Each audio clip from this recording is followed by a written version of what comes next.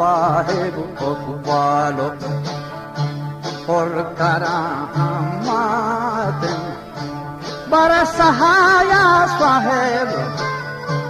گند کرامات چاک زرشان ما پنجره تو باهر مکرم می سردار